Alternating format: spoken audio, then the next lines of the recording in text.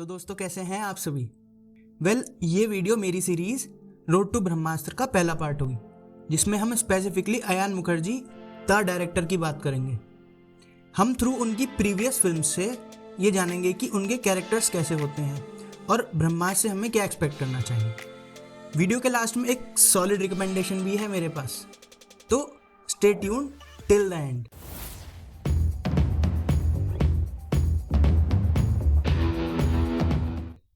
ब्रह्मास्त्र के डायरेक्टर अयान मुखर्जी इससे पहले 2 फिल्में डायरेक्ट कर चुके हैं। एक है वेक अप सिड और दूसरी है ये जवानी है दीवानी, जो कि 2009 और 2013 में रिलीज हुई थी। दोनों ही फिल्में coming of age romantic type फिल्में थी। दोनों में ही रणबीर कपूर थे। वैसे तो ब्रह्मास्त्र एक फैंटेसी एडवेंचर फिल्म है, लेकिन ऐसा लगता है कि इसके हार्ट में कहीं ना कहीं एक कमिंग ऑफ एज स्टोरी है, जिसमें लाइक वेक अप सिड और ये जवानी है दीवानी की तरह ही मेन कैरेक्टर का कमिंग ऑफ एज होगा और वो जिन चीज़ों से भाग रहा था उनको एम्ब्रेस करेगा। वेक अप सिड में जहाँ क्लूलेस से सिड को थ्रू आयशा अपनी लाइफ में एक डायरेक्शन मिलता है, वहीं ये जवानी है दीवानी में जहाँ बनी अपनों से भाग रहा है उसको नैना के थ्रू उनकी अहमियत समझ आती है। तो ये कहना बिल्कुल लाजमी होगा कि ब्रह्मास्त्र में थ्रू ईशा शिवा अपने ट्रू पोटेंशियल तक पहुंचेगा। ईशा उसकी कमिंग ऑफ एज में एक ड्राइविंग फोर्स बनेगी। अयान अपने हीरो को बहुत ही लवेबल दिखाते हैं। वैसे तो सिड और मनी में बहुत ज़्यादा अंतर नहीं है, दोनों ही बहुत पॉपुलर स्टड टाइप के बंदे हैं। दोनों की अराउंड फैमिली एंड फ्रेंड्स का एक बहुत स्ट्रॉन्ग सर्कल है। जहाँ सिड बिल्कुल करियर ओरिएंटेड नहीं है, वहीं बनी इतना करियर ओरिएंटेड है कि इसके लिए वो किसी को भी पीछे छोड़ सकता है। सिड को आयशा गोल्स की अहमियत समझाती है, वहीं नैना बनी के अंदर ये कॉन्फ्लिक्ट पैदा करती है कि क्या दुनिया में अपने हैं या अपनों में दुनिया है। सीधी बात यह है कि अपने हीरो की लाइफ में लव एक ड्राइविंग फोर्स रहता है जो उसको खुद के ट्रू पोटेंशियल तक पहुंचाता है। अब लगा लो अंदाज़ा कि बेपरवाह डीजे शिवा ईशा संग मिलकर केसरिया कर रहे हैं। अंदाज़ा हो जाएगा व्हाट टू एक्सपेक्ट। वो घाघरा गाने की लाइन है ना,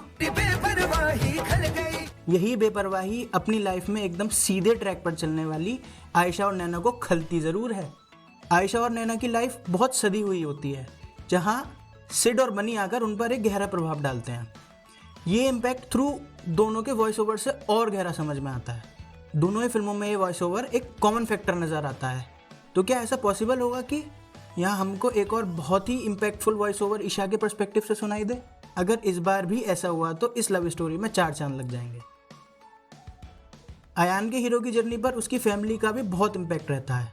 जहाँ सिड की स्वीट केयरिंग माँ पढ़ी लिखी नहीं है, टूटी फूटी अंग्रेजी बोलकर सिड और उसके पापा के सामने फिट इन होना चाहती है और सिड से अपना बॉन्ड और गहरा करना चाहती है। वहीं बनी की माँ जो सौतेली है, वो भी फिट नहीं हो पाती इन बाप बेटों के बीच। दोनों ही माँ बाप बेटों के थोड़े जटिल रिश्तों में मजबूती लाती हैं। क्या डिम्पल कपाड़िया को यहाँ शिवा की माँ के लिए कास्ट किया गया है? ये तो फिल्म देखने के बाद ही पता लगेगा। अयान के हीरो के अपने फादर से संबंध उतार चढ़ाव वाले रहते हैं। जहाँ सिड के फादर उसे जिम्मेदार देखना चाहते हैं, वहीं वनी के फादर उसको सटल तरीके से रियलिटी चेक देना चाहते थे कि बेटा इतना तेज मत भागो कि अपने भी पीछे रह जाएं। दोनों ही पिताओं ने अपने बेटों को कुछ गहरा रियलाइज करवाया था। सिड को पता लगता है कि उसका ये फोटोग्राफी वाला पैशन उसके पापा से ही आया है। वहीं बनी को अपने पिता की मौत ये रियलाइज कराती है कि बेटा एक अपना तो तुमने खो दिया, लेकिन अब नैना को मत छोड़ो। ब्रह्मास्त्र में शिवा के फादर कौन है ये तो समझ नहीं आ रहा, बट हाँ बच्चन साहब उसके मेंटोर कम फादर फिगर जरूर नजर आ रहे हैं। शिवा पर बहुत इम्पैक्ट रहने वाला है दोस्त इस कैरेक्टर का। अयान का हीरो अपने दोस्तों के बिना अधूरा है। जिस बेपरवाही की बात हम ऊपर कर रहे थे, वो आपको इन दोस्तों के साथ बहुत अच्छे से दिखाई देती है। चाहे सिड की लक्ष्मी हो या बनी की अदिति हो, दोनों ही बाहर से बिंदास दिखती हैं, अपने दोस्तों के लिए जान भी छिड़कती हैं, लेकिन कहीं ना कहीं दोनों एक इशू भी लेकर घूम रही हैं। जहां लक्ष्मी को उसका मोटापा परेशान करता है, वहीं अदिति अपने दूसरे बेस्ट फ्रेंड अवि को बहुत चाहती थी, लेकिन कभी कह नहीं पाई। ये इशू देखकर अपना हीरो भी बहुत अफेक्ट होता है और इन लोगों से गहरा कनेक्शन महसूस करता है। वहीं दूसरी तरफ हैं ऋषि और अवि, ये भी जान छिड़कने में लक्ष्मी और अदिति से कम नहीं है। दोनों ही चाहते हैं कि लाइफ में कुछ ऐसा प्रबंध हो जाए कि उनका और अपने हीरो का साथ बना रहे, लेकिन ऐसा हो नहीं पाता क्योंकि दोनों को अपने अपने रास्तों पर जाना होता है। लेकिन ये बात जब अपने हीरो को रियलाइज़ होती है तो और गहरा कनेक्शन फील करता है वो इन लोगों से। क्या ऐसी गहरी दोस्ती हमें यहाँ देखने को मिलेगी? वैसे तो कास्ट बहुत लंबी चौड़ी मालूम पड़ रही है इस फिल्म की। Let's see. What? कंफ्यूज हो गए क्या? मत हो please, let me explain.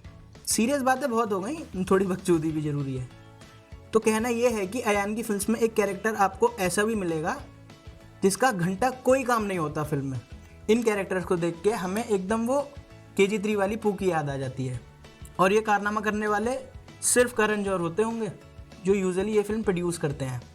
He is like, oh come on Ayan, मेरी पू को नहीं डालोगे फिल्म में?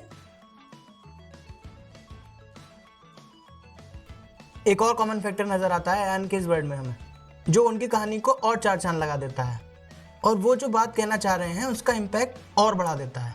चाहे वो वेकअप सेट गाना हो या इख्तारा गाना की एक लाइन हो, मैं तो किसी की होके ये भी ना जानी कि रुत है ये 2 पल की या रहेगी सदा। और ये जवानी है दीवानी की बात तो छोड़ ही दो, उसके गानों से तो सभी वाकिफ हैं। ये हिडन कैरेक्टर एकदम चेरी ऑन द केक की तरह काम करता है फिल्म में। ब्रह्मास्त्र की बात की जाए तो यहाँ 2 गाने तो ऑलरेडी हिट हो चुके हैं, एक है केसरिया और दूसरा है देवा देवा। अब देखना ये होगा कि कौन से गाने ये लोग छुपा के बैठे हैं फिल्म के लिए और ये फिल्म में कितने इम्पैक्टफुल नजर आएंगे। तो भाई लोग, ये थी एक डीप डाइव जहां अयान के कैरेक्टर्स को हमने अच्छे से समझा और अंदाजा लगाया कि क्या एक्सपेक्ट कर सकते हैं हम ब्रह्मास्त्र से।